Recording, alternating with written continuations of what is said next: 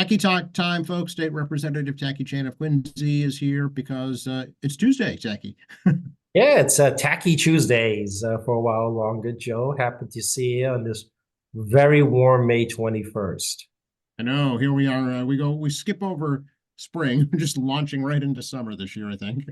Well, it was a misty weekend, right? I mean, it was kind of deciding it was going to downpour or not at various points. But I mean, congratulations to the Quincy Yacht Club and the membership for a great 150th anniversary on Saturday night, despite some mist and wind. And of course, the memorial at the Island of Flags at Four Point was Sunday. And, despite the rain, I mean, or mist or pseudo rain, it was kind of a weird cool and damp afternoon. But I mean, it's always good to see folks and memory of some folks that passed away in the past year or so, and nice dedication to Guy Ferris, and remembering folks like Joe Brill and Paul Moody and Richard Morrissey and many others. And here, Memorial Day is now right in front of us. Hard to believe. Yeah, it's we blink before no one's here. Germantown has a Memorial Day service this Friday, actually, about 9 a.m. And then we had the Memorial Day parade on Monday about 10:30. Step off for the parade-ish. Generally, lineup is around 9:30, but I mean that's for the bands and whatnot. So I generally try to get there, quarter after 10 or 10. To line up for the electeds, and we have a Mount Wilson Cemetery dedication, and Mount Wilson Cemetery looks wonderful. The city and the mayor and the city council and the Parks Department and Cemetery Department and DPW, all of them did a great job on the new entranceway, and it's going to be great to see all that. And we had the Homes for Heroes event by Quincy Veteran Services at Marymount Park. I was told by Christine, the Veterans Director. That was a really good hit, and they got some good local coverage. They did, yeah. I saw a couple of the stories which surprised me that would take an interest in such a local event. Not that it's not worthy, certainly, but usually they don't. Yeah, I think Christine's done a great job here promoting good work Quincy does. I appreciate the fact that she lets me know in advance. She sends me a kind of an advanced calendar, so to speak, so I have at least some inkling of what's going on around here. And try to see my schedule and do my best I can to get as many as I can. I mean, we all aware that I could be in one place at once, and I like to drive safely. I can't speak for other politicians. We don't want you to make that kind of news, Tacky. Yeah, I like to drive safely from place to place, not to cause problems on the road. But it's been a busy month, and of course, there's AIP month on top of everything else. So the governor did an AIPI event yesterday, recognized some longtime advocates in our community for the Asian community, and signed the proclamation recognizing the month. I worked on passing that into law with the House Asian Caucus some years ago now, and it's one of the states that was pretty much at the end of requiring a proclamation every May. It's kind of fascinating how we're very behind on certain things in Massachusetts, and until you bring to someone's attention that it doesn't exist. Yeah, actually, just last night, the city council approved making Lunar New Year a school holiday in Quincy. Yeah, I mean, I don't expect a lawsuit over this, obviously, but I find it very, again, curious how one governing body can tell another governing body what to do in a very narrow manner. But that's not my problem, so to speak. At least I don't expect a lawsuit. I don't expect anything like that to happen. Given for the mayor is the chair of the school committee, has expressed support for the matter. He's also the mayor who's going to sign the ordinance into law. But I do find it very curious how a governing body at the same municipal level, because they're the kind of co-equals, has a jurisdiction over the other. But I mean, this does open the door for the city council to implement school policies, which is generally the purview of the school committee. So, example, if they decide to change what is a half day, which is now Wednesday, I think, it used to be Tuesday when I was a kid, to move it to, let's say, Monday, or they decide to change a policy regarding certain types of admissions, or changing the school districts, for example, around, because the school districts are set by the school committee on what kids go to which school based on geographical locations. I mean, this opens actually a kind of an interesting slippery slope where advocates could try to bypass the school committee and things they think is important go straight to the city council instead. I thought the same thing. Yeah, I was questioning that as well. But according to the city solicitor, there was no impediment to the city council voting on this particular ordinance. So we'll Well, see. I mean, no, well, that also translates to no impediment on future action by city councils. We do know the city council has final say regarding the budget, including the school budget, because of Proposition 2.5. Some of you may not realize that prior to Proposition 2.5, the school committee actually had a say on your property taxes Mhm. because the school budget was set separately from the city council. So the city council didn't have a say under Prop 2.5 and the change in state law, tied them inside the budget. But traditionally speaking, the city council doesn't touch the school committee budget, and I'm Right. not sure they can. I know there's been fights around the state between school committees and councils and selectmen and aldermen. I mean, it's Mhm. depending what form of government you're in. But I mean, it's very. I don't recall any time a city council or alderman or board of selectmen, overruled a school committee budget. But like I said, I mean, it's curious. It's curious. Again, this is the nerd in me regarding separation of government. Yeah, no, I agree. I had the same questions too. So we'll see what happens. I just want to get back to the House to House for Heroes event for just a second. Christine said they visited the homes of 2,300 veterans, and it's not too late. So if you didn't get a visit and you are a veteran, contact the Veteran Services Office, and they can provide explanation of whatever benefits that you're entitled to.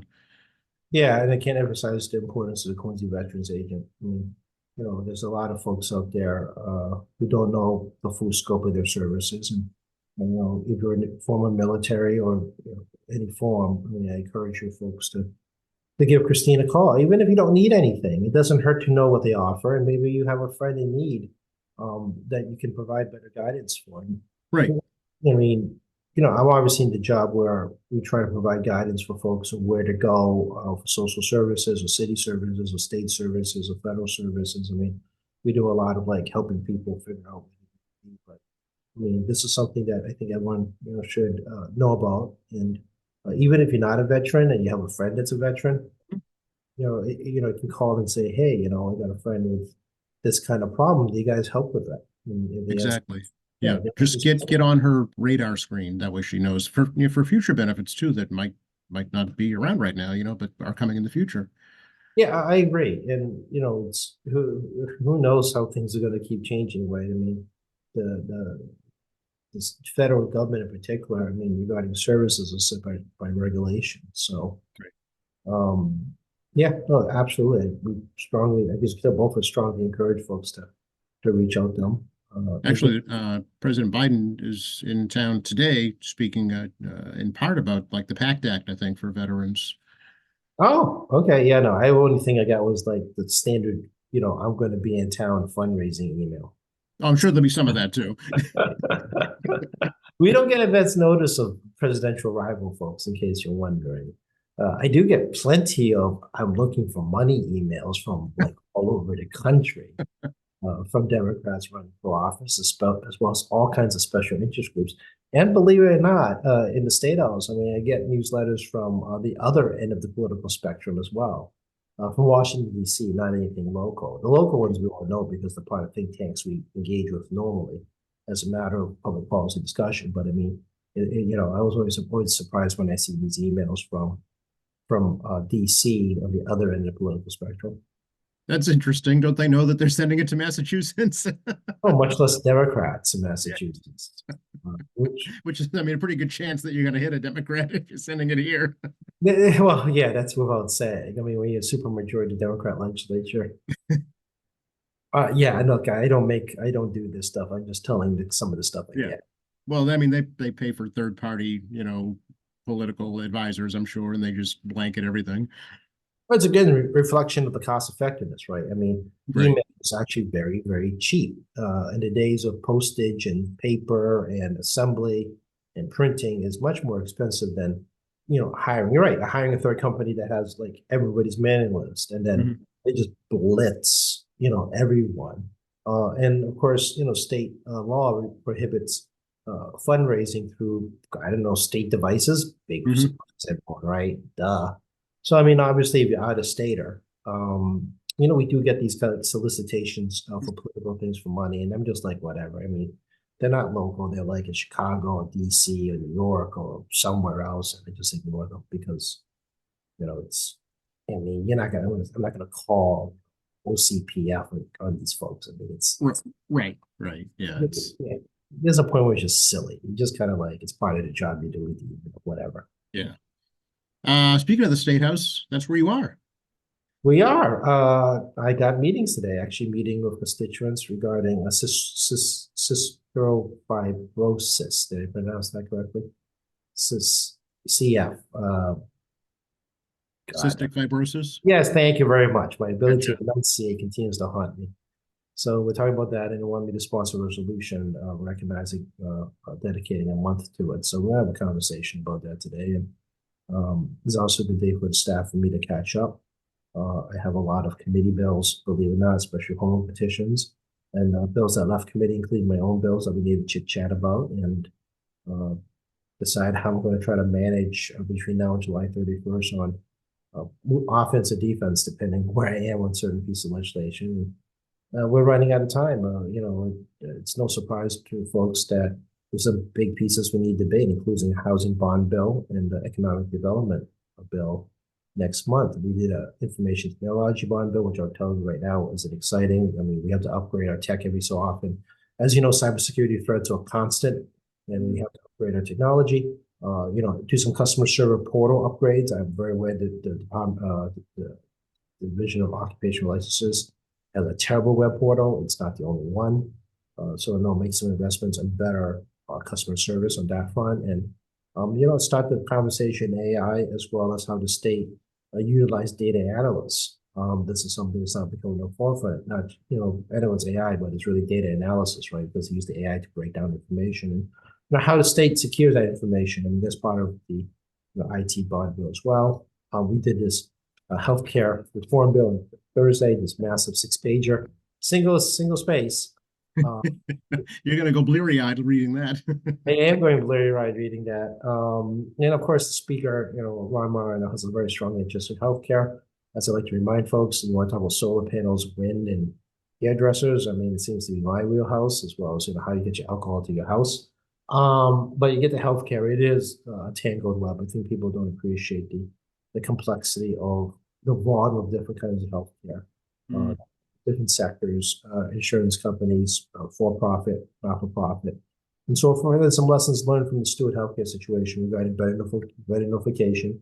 And we know that Steward Healthcare doesn't own all the land. It's owned by third party, real estate investment trust funds, REITs, and how Steward, used to like work with those guys because they're screwed too when they leave. So, it's a lot of moving parts, not simply just a hospital, so to speak, community health centers and everything else. And a couple of interesting things here. One is that they established a healthcare commission, health insurance commission, as opposed to leaving it part of division insurance. They do some reforms to the Commonwealth healthcare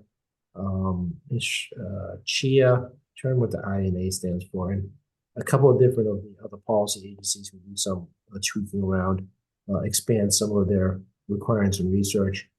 Consider to review a cost benefit analysis on patient care.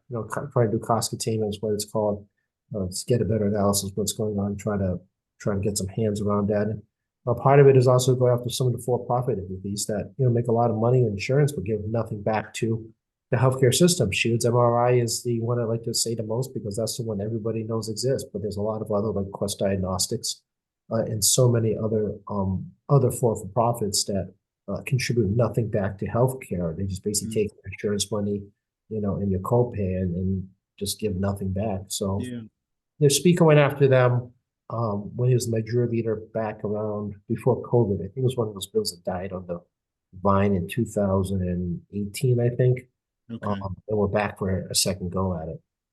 I was going to ask you if there are other, for-profit healthcare institutions that run hospitals in Massachusetts, like Steward did. No, Stewart is kind of an anomaly, and as like I say, it's not uncommon to find for-profit hospitals on many other states, but it's kind of a unique issue coming, up the Northeast corridor, starting like in New Jersey area going northbound. I mean, there are like charitable hospitals around the country. I'm not saying they don't exist, Yeah, but it's not uncommon in other places to find for-profit. So, and Stewart was always kind of a peculiar unicorn up here in the sense that, this is an economic model that we don't see. Then obviously that economic model failed. But again, I'm not gonna say the not-for-profit hospitals are great either. I mean, Lawrence Hospital's on its deathbed. North Adams Hospital just came back to life. Cape Cod Hospital is still struggling. South Shore Hospital is like 150% capacity now because of the Stewart loss. I Uh, know. and Norwood Hospital got flooded. They just got back online. Brockton Hospital, caught fire Hmm. this year, and they're trying to get back online. And Milton Hospital's tiny. If it wasn't part of Beth Israel, it would be gone already. Yeah, So I mean, they realized that, I think, yeah. the big teaching hospitals have been under massive mergers with a lot of these smaller regional hospitals for a combination of survival. But you also assume a lot their debt. Hmm. Um, and crappy reimbursements rates depending on which insurance company or which government healthcare program you are, especially Yeah, so that's what did in Quincy Hospital, right? yeah, because I think it was like 60+% or 70% of Quincy Yeah, hospital patients were in some government healthcare, especially on Mass Health or basically Medicare because we're such an old city. yeah. And it results in a loss because the speaker could tell you better, but if I remember correctly, I think the reimbursement rate was only 60 cents on the dollar. It sounds right. Yeah, So the hospital has to eat that 40 cents. It's not 100% covered by the feds. right. And the state reimbursement is only covers 50% of what the Fed gives us, and we don't have enough money to make up the differential. Right, it's not a sustainable model, business model, right, yeah, No, it's not, which is why I see these massive mergers and teaching hospitals have become more teaching hospitals because they need the grant monies. right. And then, they charge you through the nose, which is part of the cost containment issue the speaker is really battling here, to try to get these bigger hospitals to contain the cost because, they promote themselves as better hospitals. And I'm not going to agree or disagree with that, but if you can get service at a regional hospital that's the same kind, that isn't like an organ transplant, open heart surgery, the reimbursement rate is actually cheaper at a lower cost. I mean, not low cost, but a regional hospital than it is going to a big teaching hospital. And that's kind of Hmm. a problem. So, I mean, yeah, I'm not arguing the Partners doesn't have some of the best facilities on the planet. No, But, should you have your insurance company pay 5 times more because you choose to go to there as opposed to go someplace more affordable? And sometimes it's purely geography. Like Quincy's kind of in a bad spot, right? We're next to Boston, South Shore is south of us. There is no other regional hospital. We're now forced to go to Boston, right? The lack of a Quincy hospital, shifts the economic model for people in Quincy. But at the same time, though, we need to keep Cape Cod and Brockton Norwood situation mhm. and North Adams. I mean, you look at a map in North Adams, they had no hospital for years. And as much as we should have a hospital because we're such a large city, at least Boston's next door. If you're in North Adams, you really don't have anywhere to go. I mean, Right, yeah, you just, Berkshire Hospital or Springfield. right, yep, It's a haul. I mean, you yep, look at a map and just look at the road system getting from North Adams to Berkshire Hospital or Springfield Hospital. I mean, it's a haul. It's a big haul. So, I do understand that, Quincy should have a hospital given its size, but, we're not driving 2.5 hours to get to a hospital. right, yeah. It's not an easy issue, obviously. It's been a problem for years.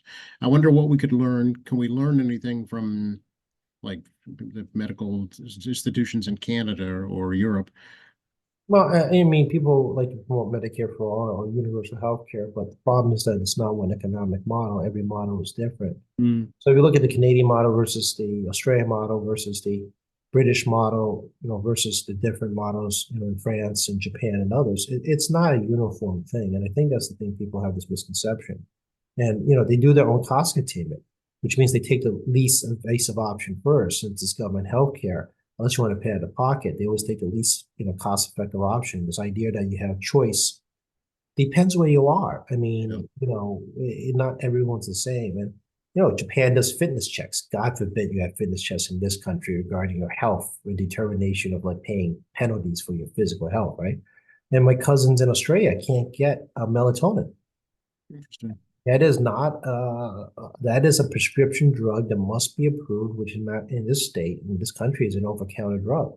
Right. So, the idea that it's kind of like everything's the same is not, and it's a question of what the economic model that makes sense. Because the government really dictates cost containment, since they're the ones that are paying the freight. And again, everywhere is different. That's why I think people kind of like think that it's like two buckets, us and everyone else. It's not, and even and then it's not two buckets. It's 50 states and territories buckets Mm-hmm. and everyone else. Because since we control health insurance, the state and the state law can mandate what health insurance covers. For example, my favorite is diabetes. For example, we mandated the covering of testing a very long time ago when I still worked in the state senate for Morrissey. I mean, that was a big win, right? And Mm-hmm. then, we then again, one of the things I'm very proud of is the step therapy, where you and your doctor, after certain consultations with your doctor, obviously, you get the prescribed name brand drug because it's the one that's more effective than a non-name brand or alternative choice drug, Mm-hmm. which the insurance company may suggest because it's a lower cost option, but it's not exactly the same, but it's considered close enough. And maybe close enough isn't what you need. And the doctor Right. makes that decision. And step therapy involves a lot of medications that isn't like your regular run of the mill. It's kind of one of those rarer circumstances where it's less commonplace. And with in the building now, talking about pharmacy, what do you call it? PBM, pharmacy base management, I think. There's these like, I didn't realize that your pharmacy has a company between them and the manufacturer and the insurance company regarding reimbursement rates and what drugs they can get their hands on. Oh, I didn't know that either. Yeah, CVS Caremark. Some of them may be familiar with that. CVS bought Caremark, and that's actually, I didn't realize that was it because I got that letter in my health insurance with the GIC of the state, and I was scratching my head at what it is. But basically, they're in charge of authorizing reimbursements for your medication, and they're the ones that negotiates between my health doctor, which is Atris Healthcare, and the insurance company, and then this company also dictates what drugs to buy on behalf of Atris. Atris doesn't get to pick their drugs. Hmm. Well, there's so many hands in the pot. It's no wonder why the costs are so high. Well, I think it was eventually designed to be like anti-monopolistic and try to create some cost controls, but it turned, as you point out, turned out the complete opposite. Right. What intention was to try to create monopolization muscles by certain larger healthcare groups as well as pharmacies. I mean, between the pharmacies and the manufacturers and insurance, trying to create this intermediary. The intermediary has become a broker that, from what I can tell so far, and of course, healthcare finance committees really in charge of figuring this out.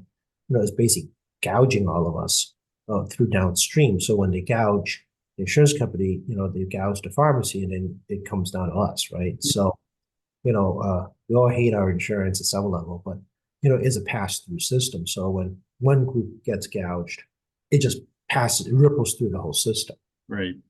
And it's identifying which one in the system is creating this unfair marketplace or unfair price structure that you and I are eventually paying for at the end of the day. And healthcare finance is tackling this very large healthcare reform bill. We'll see if they get to try and address drug costs next. Yeah. This isn't easy, as you guys can all tell. I can barely get my head around this easily as well. I'm very dependent on the committee to tell me how things work. And of course, I just call the speaker because he knows better than anybody else how healthcare works. Cannot emphasize that enough. We'll see where the bill goes again. We'll try again, as he says, I'm sure. Yeah, I don't know what the Senate proposal is. That's guys, I mean, Senate and the House never have identical bills or close to bills passing between the night for some reason. The Senate doesn't want to do what we want and vice versa. This is a whole issue of personalities and people in this place. But, we also tend to go first. I mean, it was an appropriation bill into state constitution. The House goes first. Mm-hmm. Senate goes second. So, I always remind folks, advocates that come to the House, I'm like, well, the Senate can say that we didn't put it in, but they go second, so they have no excuse. Oh, look out, senators. That's logic, right? I mean, you can't say you didn't put something in when you have a chance to put something in because you go second. Right. oh yeah, you strip it out and say we didn't do it, but we went first, but it's already there. I mean, this is kind of a logic thing, right? If you were the first one out of the gate, then the second one has um it's the second say in the matter or Mhm, whatnot. mhm. Yeah, Also, distinct advantage regarding, as I said earlier last week, I mean, the challenge of our current fiscal numbers. I mean, they're going to get a good snapshot of April, and they're going to have a preliminary guess on what May is going to look like in revenue. So, oh yeah, speaking of, did you see just, I think I was just out today, the millionaires tax, quote unquote, is overperforming, like $1.8 billion collected, I think. yeah, I haven't seen that stat yet. Yeah, But again, that money doesn't come to general fund. That money goes straight to the trust funds for education and transportation. right. So I never truly conventionally get to touch that money in a conventional manner. So, um, you know, but I wouldn't, how do I put this? Use one data set on the year and on revenue or tax collection to represent the future. Yeah, I understand. You need a good track record before you can call it a dependable source of income. Yeah, I mean, we're looking like 5 years, right? Yeah. And we really need to look at multi-years. And the economy changes, people change, people live, people die, people move, people stay, people come in, people go. I mean, it's and who knows, maybe a recession, in 2025 in some form, and it hits the entire income spectrum. Hmm. And, maybe there'll be less millionaires tax as a result. I mean, it could be as simple as that. Stay tuned, as they say.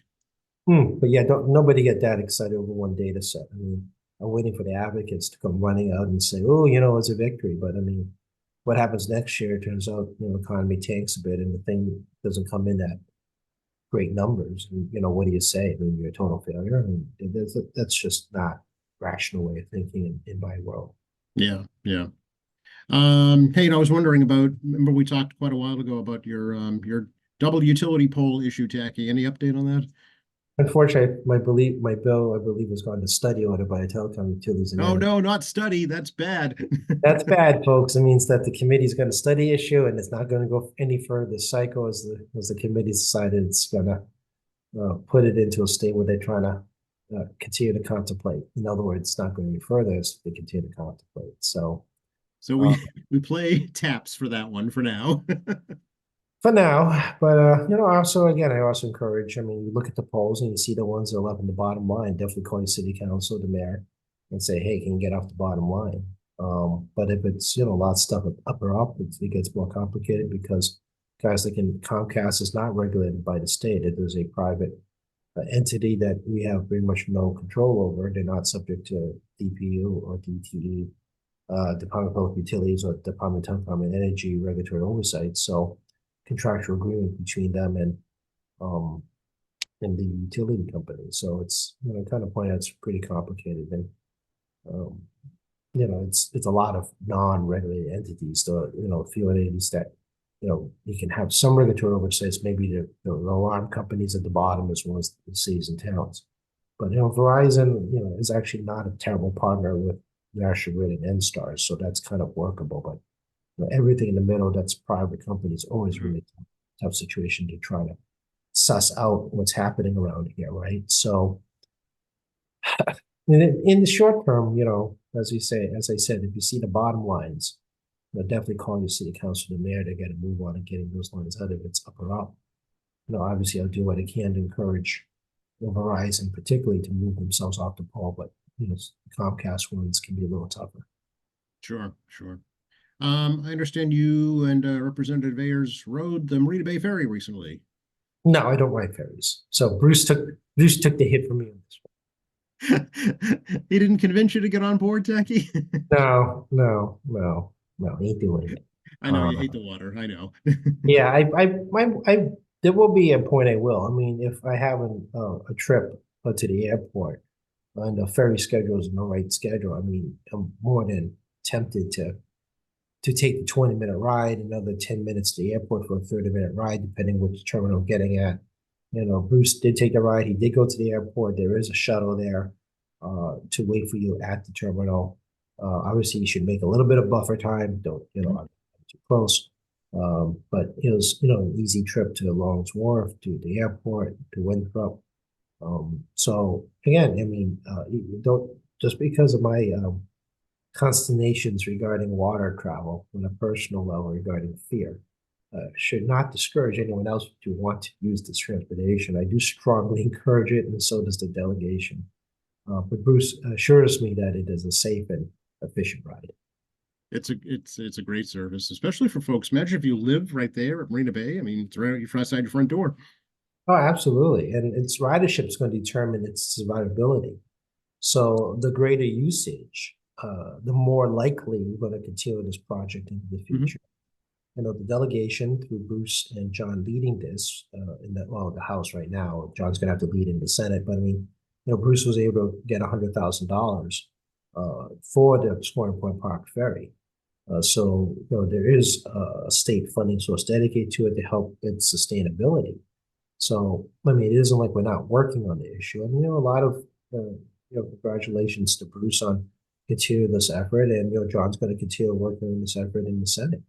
But it is really up to riders to justify the cost to make it sustainable. So, if you work in Boston, try to get to Logan. I mean, give it some consideration, particularly if you're working the Long Wharf area, don't mind walking the financial district, or you can catch the Blue Line in the Aquarium, to go to State Street Station if you just want to take a short train hop. But that's up to you all. But I mean, we are very much encouraging folks to try to keep the ridership as high as possible. And as a result, we want to sustain this very efficient transportation service. And yes, I'll get on it at some point when I absolutely positively, decide that it's much more efficient than some of the alternative options, particularly on the airport. As soon as I Well, what folks don't know is you were stuck in traffic just before this interview today. Yeah, we live in a funny world where I'm dashing to the office to get to a screen. Some of you may be understanding what I'm thinking. Would have been quicker to come here to the studio, Jackie. Well, I have a noontime-ish meeting, give or take. So it's about 11:48 right now. But yeah, I got caught on two traffic accidents on the expressway coming in. I gave myself a full hour, and I clearly did not schedule enough time because they weren't on my Google map as a problem, because as you know, Google map isn't real time, it's a delay. Yeah. So, this will happen, and we're coming back to like a normal situation. But most days I like to plan all my video on one day at home, because it seems silly to me to be stuck in traffic trying to get to a screen. We could do that at home, but because Joe is special, Ooh, wow. we Okay. we provide you special accommodations regardless of whether or not have meetings at the office. Thank you. I am honored and touched. And our viewers, I'm sure, appreciate it. Oh, again, I mean, if you have a thought, opinion, or question, I mean, definitely drop a line to Joe. He's my intern now, I guess, but unpaid intern. But no, seriously, I mean, if you have a thought or a question, I mean, even if you're not a Quincy resident, drop an email to QATV. It's on their website, qatv.org, and let people know what you think of Joe's work and our time together. I mean, there's like literally an archive of like 4 years of stuff now with the two of us. And you all know that just because I see something 1 week doesn't mean I'm right all the time. I do correct myself subsequent weeks later when I find out that I either can't enunciate correctly, or the facts get jumbled in my head because we're doing this in real time, in the sense of not exactly like have everything in front of me. And sometimes I actually do. I pull up emails or whatnot in front of me if Joe says something that I haven't read in news service yet. So because I'm not, he's ahead of me in news service. He's up at 5 a.m. reading this stuff. That's right. That's right. Early bird. Yeah. But yeah, always love to hear from folks. Absolutely. We can't know it all everywhere. So let us know. Yeah, and maybe we'll do some, again, we like the fact that we can do some fun programming. It isn't always, talking about politics and government and things of this else. I mean, if you guys want to hear something off topic, we're happy to, engage in a conversation or something, the questions you may have that is maybe not necessarily, simple as that. I mean, Sure. I mean, I love talking about this stuff, but I'm not averse to talking about any other random topic. I mean, I've been listening to a lot of Neil deGrasse Tyson lately on Star Talk and realized that it's been a long time I get caught up on my astrophysics lessons. Okay. Wow. Hey, you got to keep yourself mentally stimulated. And I can't, I mean, all my friends are into documentaries. Well, I have nothing against documentaries, but I mean, I have a lot to cram in my brain. So I tend to like to watch stuff that, relaxes the brain in the sense that it's a little more fantasy or, find a subject matter to learn that's really way off course. I mean, I do, human stuff. My life is very much revolved around helping people and public policy, which, is generally a lot of people impact. You do environmental policy, there's a human component to it, right? Doesn't matter. It all has a human component. So, learning about stuff that is totally out left field from what I normally do is, it's kind of Mhm. part of mental relaxation. Any more changes in the political spectrum in terms of your colleagues retiring, moving on? No, no more new words out. I mean, I think May 30th is the final day to get your ethics, I'm sorry, your financial disclosures and your nomination papers to the city Secretary of State's office. But yeah, I think everything's kind of leveled out in here. I mean, it's always possible someone could leave like later next year or early later this year, early next year to take a job in administration, or maybe there's a special election because another office holder at the county level somewhere in the state leaves midterm, for example, triggers a special election, or another state senator leaves and then the House triggers a special election if a House member leaves. And there's always a chance it's happening. It's not uncommon to see maybe between 1 and 5 during the legislative cycle leave for any reason midterm or run for another position that becomes available. So that's kind of part of the nature of life up here, generally between 1 and 5. And fortunately, I've been around sadly for 4 passing aways, in the House during one cycle. I want people to, always want people the best after leave politics to enjoy, things they don't get to normally do. And, it's everyone should deserve time to do what they want, after they put in time in their day jobs. We better wrap it up before the Zoom gods cut us off. Hopefully it's not the State House internet. I mean, as we talked about the IT bond bill earlier. That's right. $1.2 billion. You should get something for your money. Yeah, part of that is only 10-year appropriation. A very small part, about 10% to 30-year appropriation. Okay. So, a future legislature is going to come back and revisit the issue somewhere between 5 and 7 years down the road to prepare another bond bill for another 10-year run. Generally, you don't wait till the bond bill expires. You generally have one prepped to replace the bond bill when the other bond expires. In Massachusetts, we don't do infinite bond bills. All bond bills are time dated for the authorization for the governor to act. So it's not open-ended. The feds have a lot of open-ended bond bills. We do not. They have one, but they do have a spending plan. So yeah, it's 11:54. We both have 12 o'clock. So, yeah, just bother Joe. I didn't even bother giving you my number. Just call Joe. And you gotta call him. Okay. So, but no, as you can tell, I'm in the office, so we are staffed. As I like to remind folks, we are in person. So 617-722-2370, 617-722-2370 is the phone number. I do encourage people to call. The office, tacky.chan, tackey.chan at emmahouse.gov. Check my emails very regularly. And just to let you all know, I do prioritize. It's not like I don't see your emails. It's just so we're constantly shifting priorities on people's needs. Constituent service always comes first. State Representative Tacky Chan Facebook. There'll be some posts with AIPI stuff actually this month. So you can see me at some events. I'm actually going to be at South Cove Manor's annual dinner tonight. So add to my to-do list in the evenings. And then, we're doing the presidential library event, Adams Presidential Library event on Thursday night. The mayor's got that going. So, there'll be some pictures of me again in other events. Not all of them, but the ones that we have good pictures of. How's that sound? No Okay, that's good. But yeah, State Representative Tacky Chan, and we have our X account at Tacky Chan, and we have an Instagram account, which is tied to the Facebook account. I have no idea, as you can That's what we have young people in our lives for. That is 100% why I have young people in my lives. The lack of children requires me to rely on young staff to tell me how the world works on technology. This is the drawback of not having kids, I guess. And then you have MAlegislature.gov, MAlegislature.gov. You do not actually have to call me for bill status. That is updated live. When you see it, I see it. I do not have special access, interestingly.